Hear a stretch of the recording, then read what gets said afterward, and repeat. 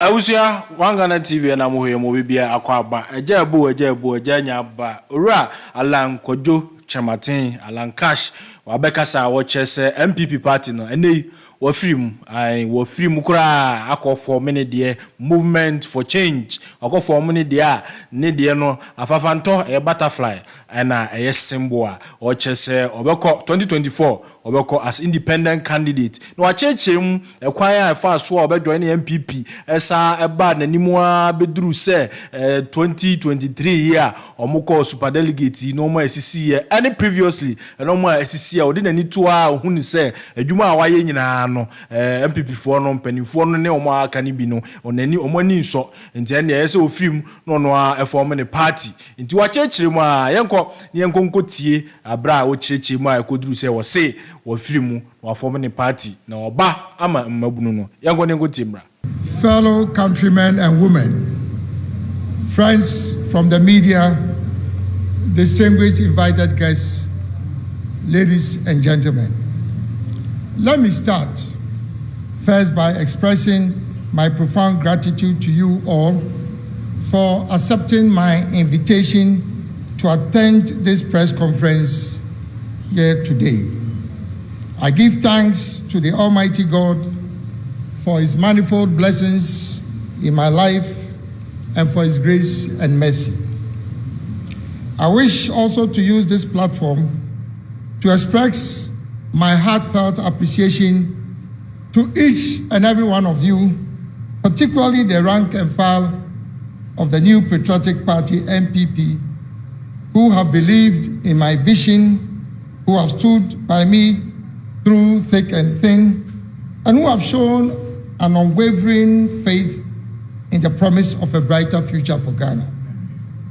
Your belief in the possibilities of our nation and your dedication to the ideals of progress, unity, and prosperity have been nothing short of inspiring. It is important for me at the outset to provide a historical context for what has occasioned this press conference today. In 1992, when the new patriotic party was established, a group of young, dynamic business executives and professionals came together to establish the Young Executives Forum, YEF, under my chairmanship. The YEF, since 1992, became the financial backbone of the party and provided significant financial resources to support the party in all its endeavors, including providing the seed fund for the purchase of the party's first national headquarters building. As chairman of the YEF, I had the privilege of serving as a member of the National Executive Committee and the National Council of the party. In addition to this, I served as a leading member of various committees of the party. In 1996, after the unsuccessful attempt by the first flag bearer of the party, Professor Albert Edubuahin, to win the general elections, the membership of the Young Executive Forum nominated me to contest the 1996 presidential primaries alongside leading personalities such as Professor Edubuahin, Mr. J. Kufuor, Dr. Jani Selby, Dr. Kwame Safodu, Mr. J.H. Mensah, and Dr. Jones Oforiatta.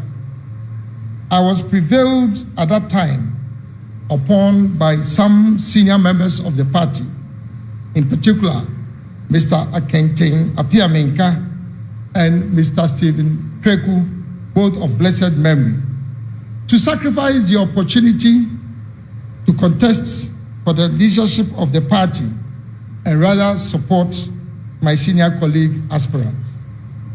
From 1996 to 2000, I played a leading role in supporting the bid of the then candidate J.A. Kufuor to win the general elections and become president of the Republic of Ghana in 2001.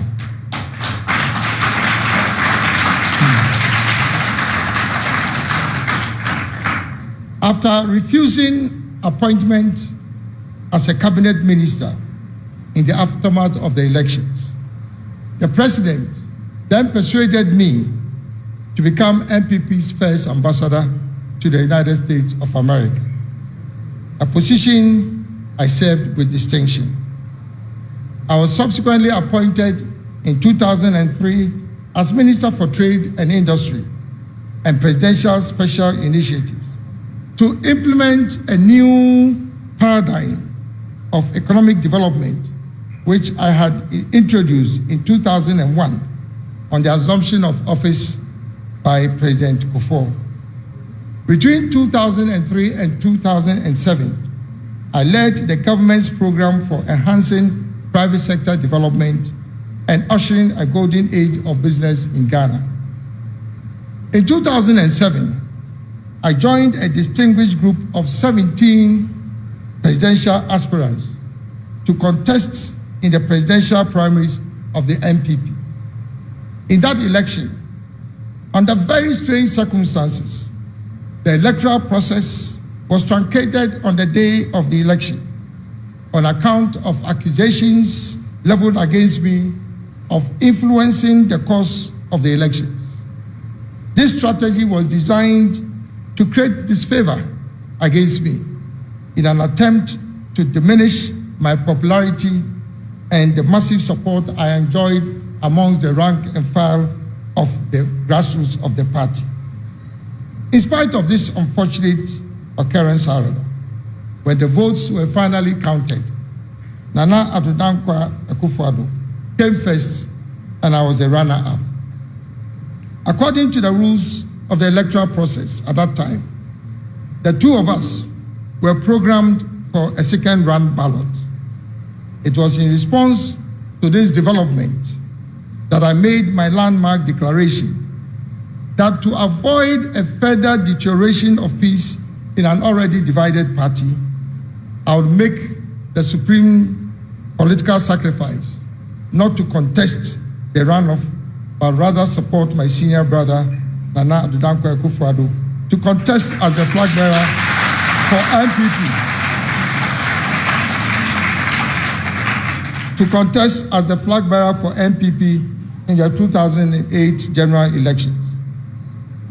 Despite the sacrifice I made to unite the party, as referred to above, there were very serious post-primary attacks on my supporters all over the country and an open show of hostility. Some of my supporters were victims of brutalities and continue to bear the scars of that treatment. I made several representations to the then leadership of the party, drawing their attention to the rancorous and divisive behavior of some elements in the party. Regrettably, however, my representations went unheeded.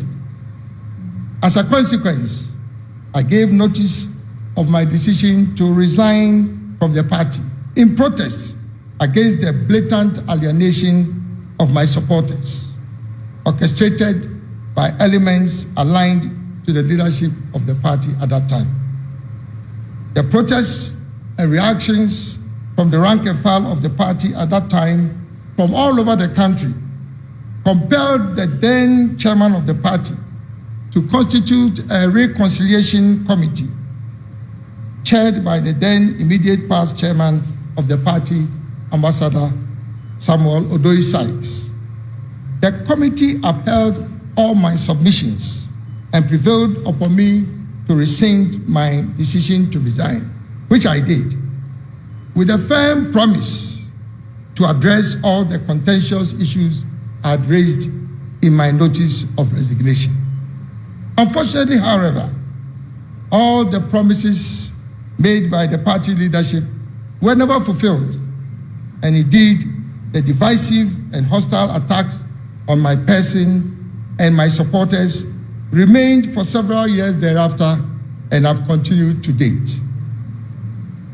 It is common knowledge that any party member who is associated directly or indirectly with Alan Kyerematen is treated with disdain and considered an outcast.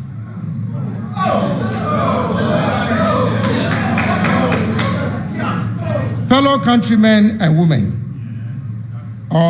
I've endured all this resentment and maintained my integrity within the party throughout the past 15 years.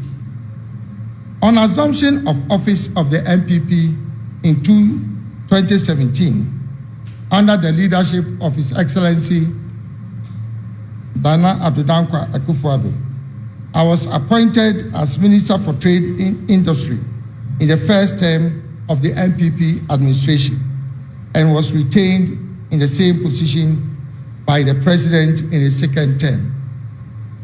During the past 6 years, I led the introduction and implementation of some of the most innovative and successful programs of the NPP, including the establishment of the One District, One Factory initiative, the establishment of the African Continental Free Trade Area AFTA with the headquarters of the Secretariat in Ghana, the development of new strategic anchor industries to diversify the economy in Ghana, including the automobile assembly and component manufacturing, the establishment of business resource centers and technology solution centers all over the country to provide comprehensive business development solutions to micro, small, and medium enterprises. The introduction of the new integrated customs management system, otherwise referred to as UNIPAS, which has significantly enhanced mobilization of government revenue. The establishment of industrial parks, including the flagship Greater Kumasi Industrial City and Special Economic Zone. The development of a national export strategy with a target of achieving export revenue of 25 billion United States dollars by 2030. And last but not the least, the introduction of business regulatory reforms and public-private dialogue mechanisms to facilitate government's interaction with the private sector. In spite of the limited budget put at my disposal during my tenure as cabinet minister, I was able to deliver significant achievements for the government and my country. Fellow countrymen and women, I believe I've served my country and intend to continue to do so.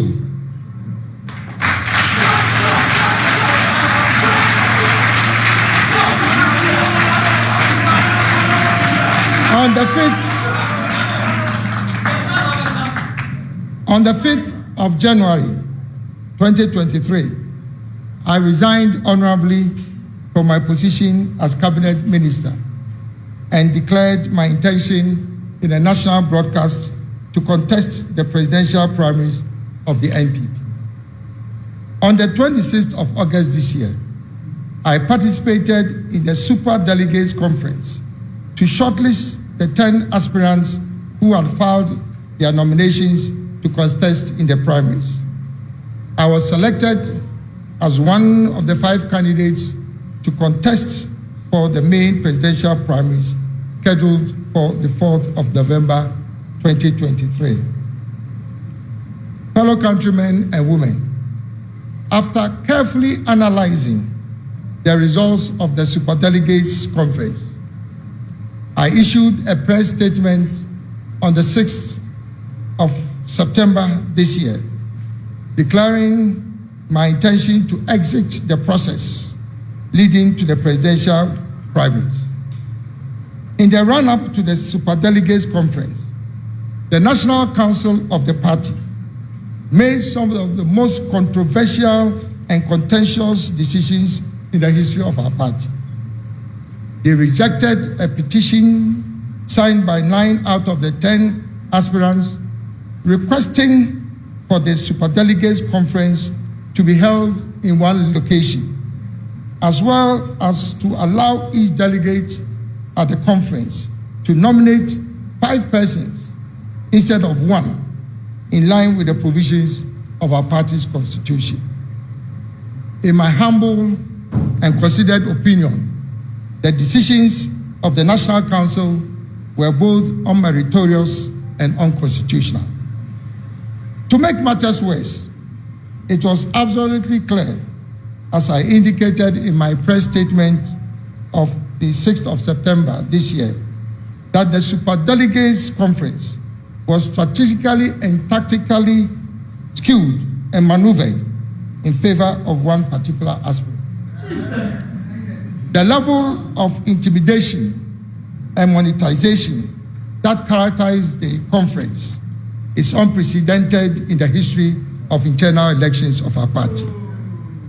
The subsequent decisions made by the National Council to vary the rules of procedure for the runoff arising from the Superdelegates Conference in direct contravention of both the constitution of the party and the guidelines which had been issued by the Presidential Primary Selections Committee will go down in history as a travesty of justice and a demonstration of high-handedness by the highest decision-making body of the party, second only to the annual delegates conference. Fellow countrymen and women, I joined the new patriotic party at the very beginning of its establishment as a founding member, believing in its core values and the long-standing traditions of its antecedents, predicated on the principles of fairness, equity, probity, accountability, and transparency. I have devoted the best part of my professional career to serving the party, and I still believe in the vision of the founding fathers of the party. However, the NPP, as it exists now, has very little resemblance to the party that I joined in 1992 and held to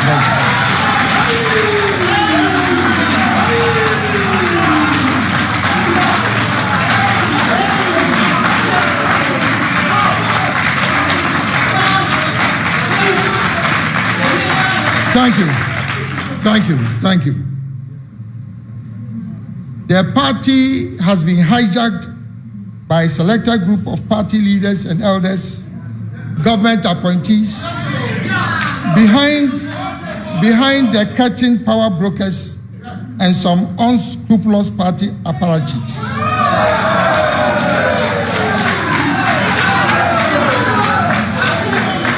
It was my fervent wish to use the vehicle of their party to bring my God-given talents, experience, and knowledge acquired both locally and internationally over a period of 46 years to serve our dear nation, Ghana, at the highest level of executive authority. It is abundantly clear to me that my services and contributions to the party are not appreciated.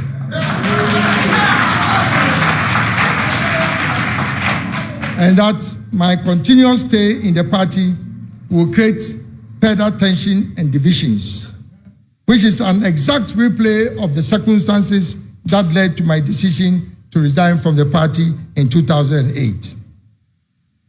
Fellow countrymen and women, under the circumstances and given the context provided, I wish to use this platform to announce that I'm honorably resigning with immediate effect.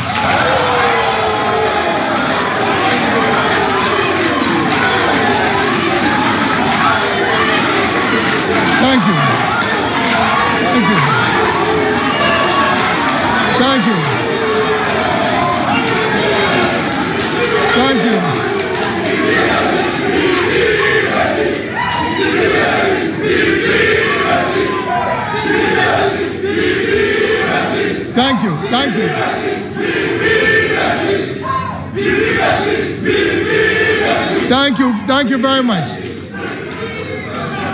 Thank you very much. Thank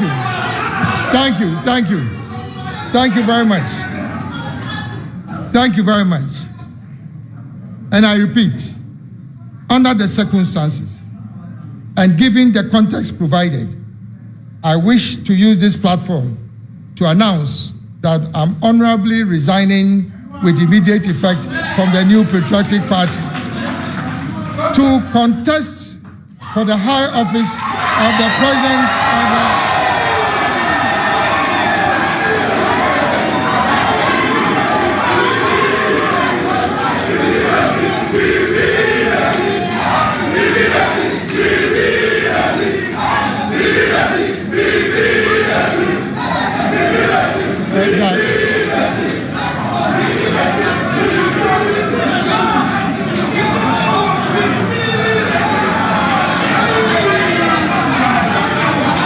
Thank you. Thank you.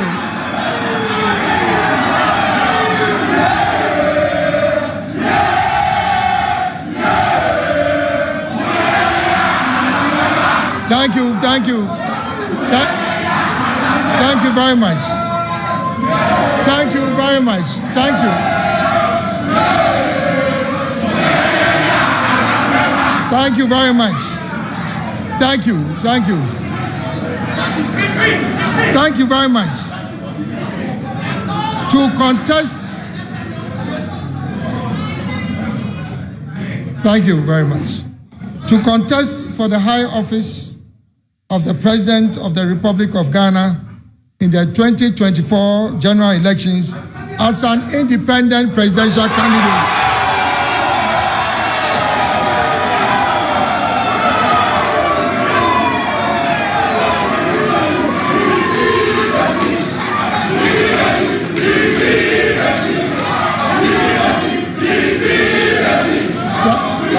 Thank you.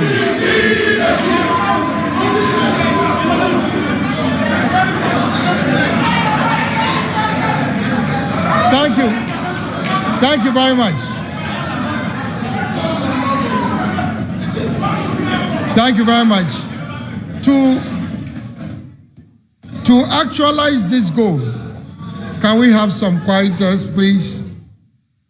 To actualize this goal, I will establish and lead a new movement for change in Ghana. The brand logo for the movement is the monarch butterfly,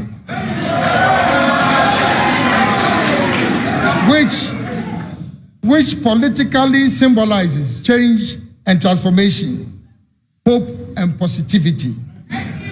It also communicates strength, endurance, spirituality, and trust, which are all key traits that I cherish as a political leader. In Akan, it is known as Afrafanto. The brand motto of the movement is Ghana will rise again.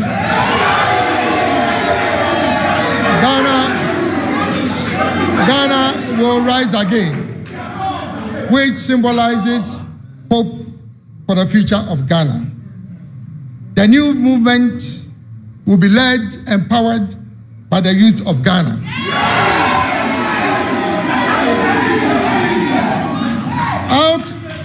Out of the over 17 million registered voters in the 2020 general elections, the youth aged 18 to 35 years constituted over 9.4 million voters, representing 55% of the total voters. This is a constituency that you cannot ignore. It is acknowledged without doubt that the youth represent the future of our country, and yet they constitute the most vulnerable section of our society. From available statistics, 85% of all prison inmates in Ghana are aged between 12 and 35 years. This is profoundly alarming.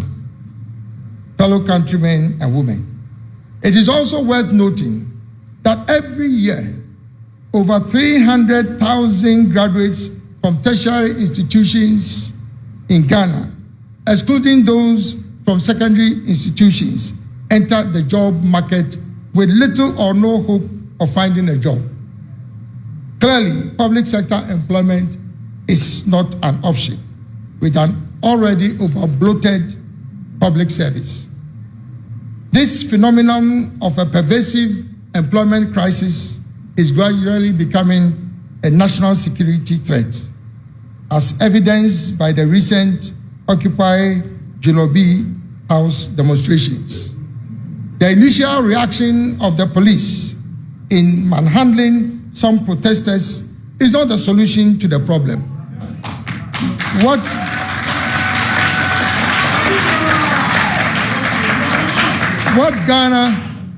What Ghana needs now is change, which will provide long-lasting solutions to the challenges confronting our country. Fellow countrymen and women, I'm using this platform to introduce myself to you, the good people of Ghana, and humbly seek your support to become the next president of the Republic of Ghana.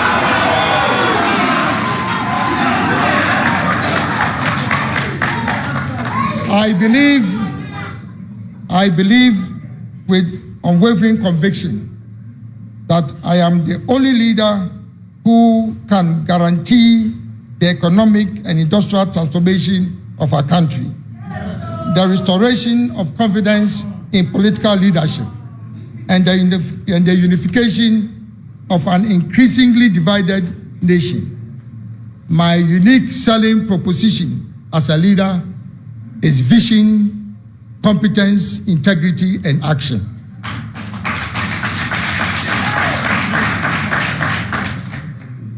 The four dominant themes for this change agenda which will be pursued by the movement are as follows. 1, change the political status quo by moving Ghana beyond the duopoly of the two main political parties, the New Patriotic Party and the National Democratic Congress.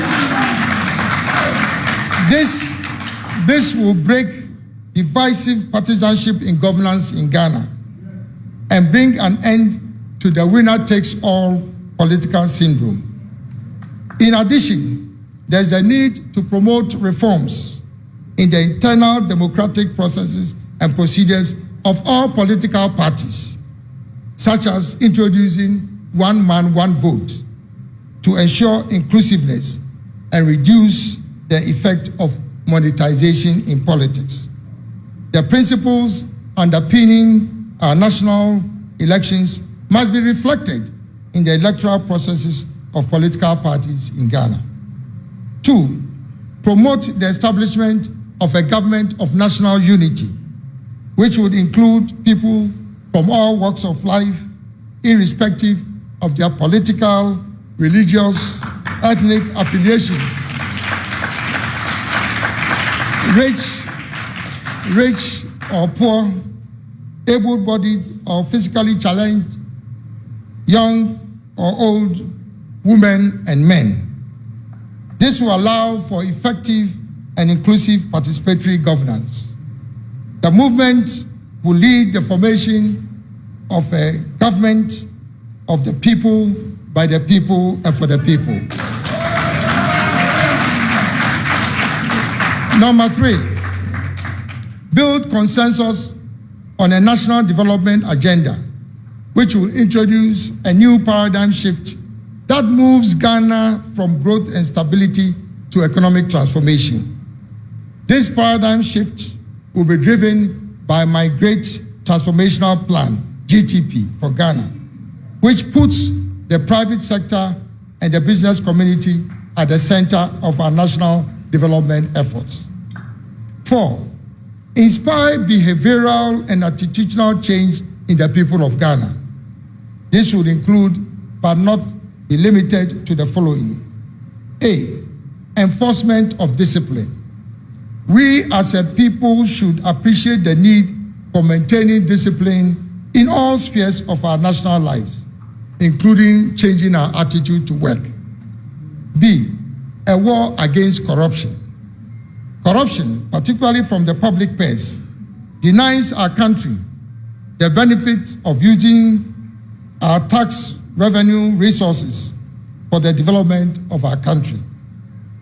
All sections of the Ghanaian society should wage a vigorous war on corruption through a combination of legal and institutional reforms, the application of technology, including artificial intelligence, blockchain technology, and data analytics, as well as maintaining societal pressure against corruption and leading by example.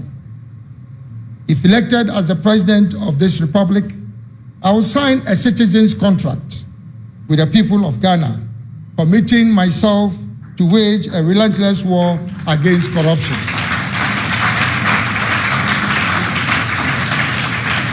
C, arrogance of power. As I've stated on previous occasions, the arrogance of power has been a major obstruction to progress in our country. People in positions of authority in this country must understand that leadership is an opportunity to serve the people and not to lord over them. In servant leadership, humility is an asset and not a weakness. D, passion for excellence. As a country, we must celebrate competence and excellence and not mediocrity. Advancement in the public sector, in particular, must be based on meritocracy and not patronage and protocol. Putting square pegs in round holes has been the biggest challenge for service delivery at every level in our governance structure.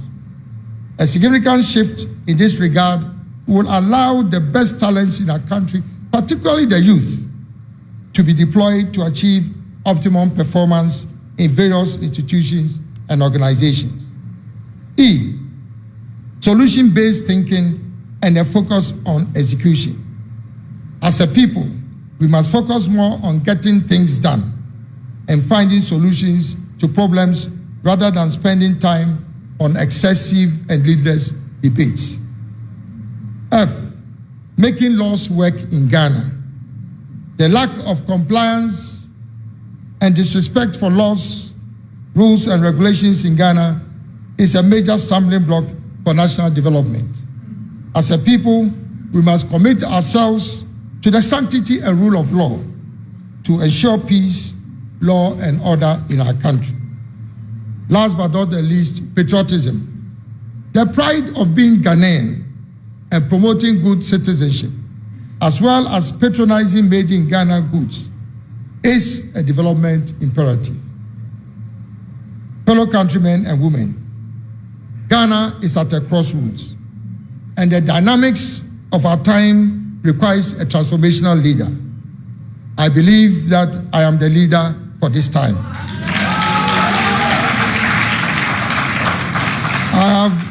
I have already put forward for the consideration of our country the Great Transformational Plan, GTP, which will significantly deal with poverty and bring prosperity to our nation. The GTP is anchored on 10 pillars, namely, 1, building a strong macroeconomic environment which will be characterized by a stable currency, low inflation, sustainable debt levels, revenue optimization, tight expenditure control, low competitive interest rates, strong external reserves backed by high levels of liquidity to support the financial sector. 2, introduce a new agricultural revolution for Ghana, which will first take advantage of both local, regional, and global markets. Secondly, be driven by technology, innovation, and cutting-edge research. Thirdly, optimize value for farmers through value chains. And fourthly, promote economies of scale in agriculture through large-scale commercial farming. 3, promoting industrial transformation through value addition and the establishment of strategic anchor industries to diversify the Ghanaian economy. This will also involve the establishment of industrial parks and special economic zones, as well as the aggressive promotion of small and medium-scale enterprises. 4, accelerated infrastructural development, promoting private sector financing for public infrastructure such as roads, railways, ports, harbors, water supply systems, public housing, etc.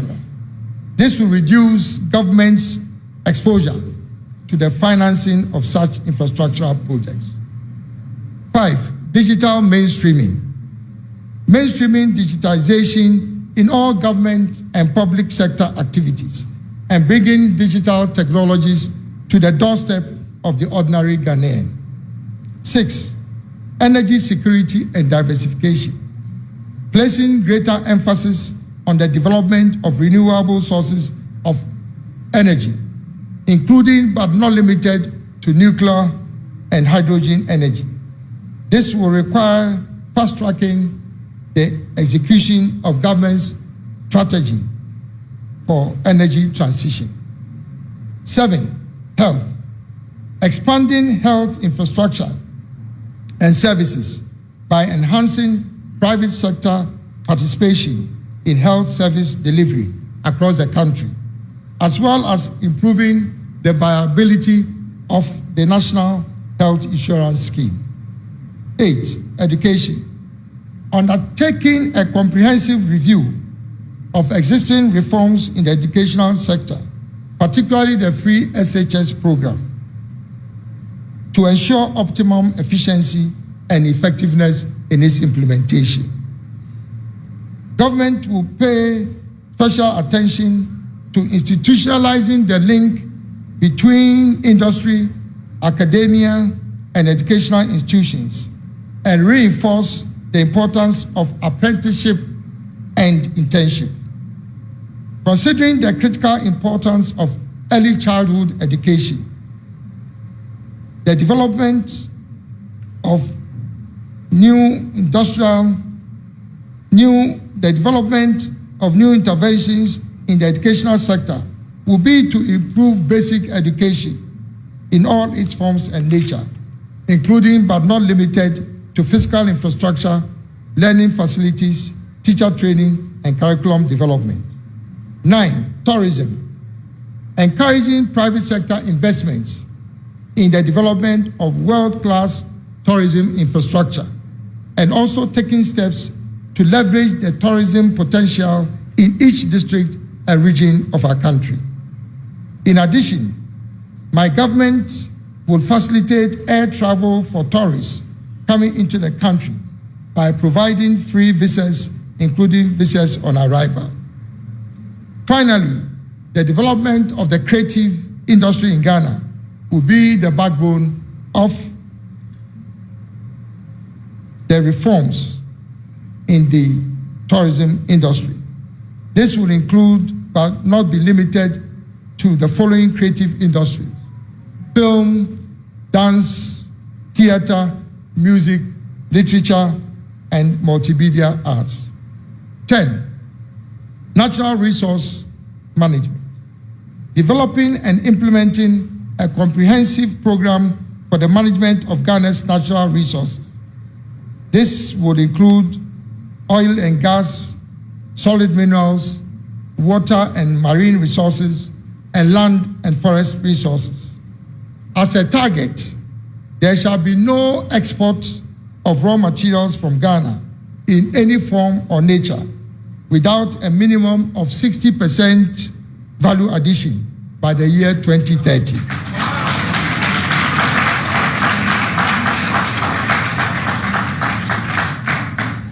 This will usher in Ghana's decade of industrial transformation spanning the year 2025 to 2035.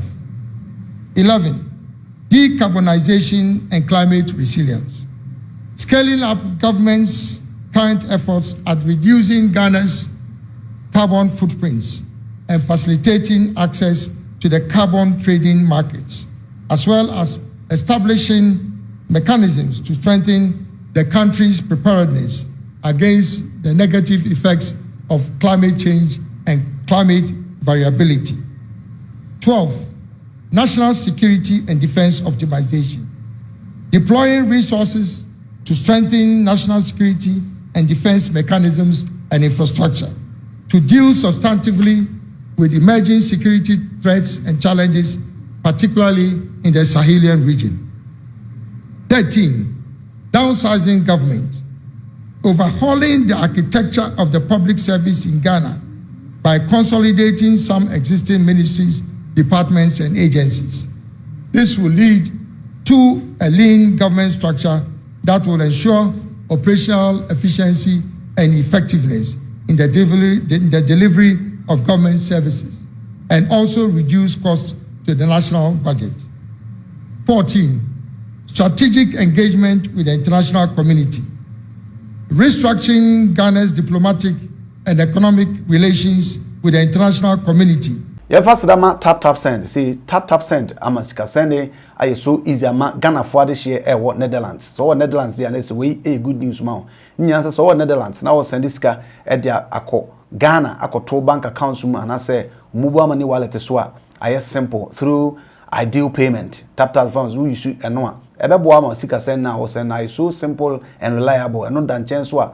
Ye fees and I rated them no was 3 years pa. Yes, Samson tell where. Said onimono tap send so available USA, Canada, UK, Ireland, Germany, Italy, France, Belgium, Spain, Portugal and Afe, Dubai. Said that na oba download app no App Store and Play Store na yebisa se promo code no abo 1 Ghana sheho. Ebasa ye amount £5 and €5 and $10 depends on baby awo. There's a tap send there. Pa no indeed.